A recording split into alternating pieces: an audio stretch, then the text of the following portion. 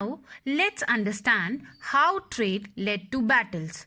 The Bengal Nawabs Murshid Quli Khan, Alivardi Khan, and Sirajuddaula were strong rulers. Sirajuddaula refused to grant concessions to the company.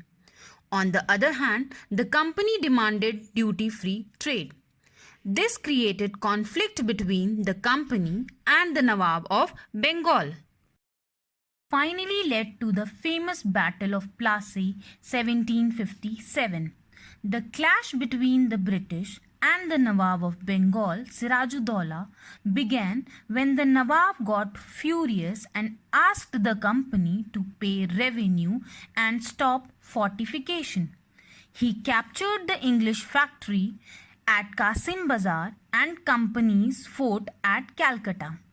On hearing about the fall of Calcutta, the company officials in Madras sent forces under the command of Robert Clive. There was no option but a major war.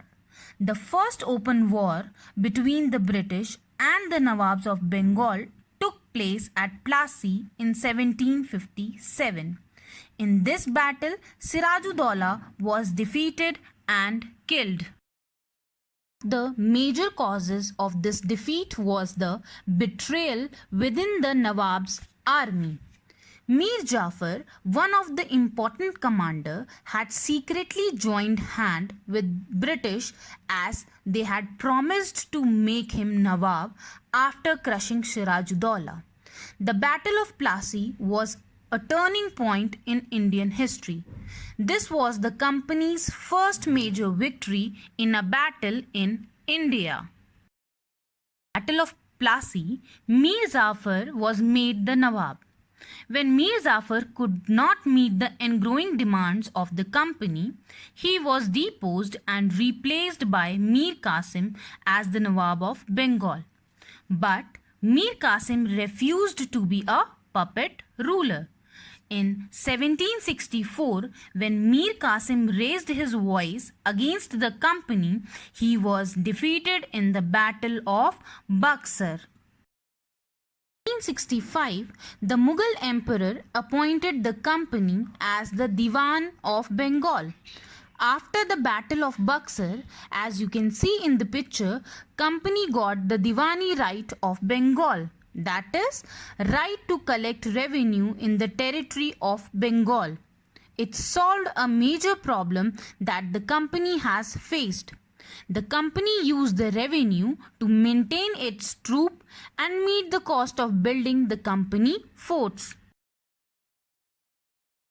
Now, let us understand how did company officials become Nawabs.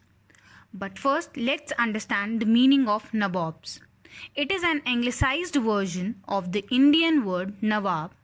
Generally, it applied on to them who earned a lot of money from India and then led luxurious life in England like Nawab. After the Battle of Plassey, the actual Nawabs of Bengal were forced to give land and vast amounts of money as personal gifts to company officials. Robert Clive himself gathered a lot of wealth from India. When Clive was appointed governor of Bengal in 1764, he was asked to remove corruption in company administration. He was himself cross-examined in 1772 by the British Parliament, which was suspicious of his vast wealth, although he was acquitted. However, not all company officials succeeded in making money such as Clive. Many died an early death in India due to disease and war, and it would not be right to regard all of them as corrupt and dishonest. They were often seen as upstarts and social climbers in British society.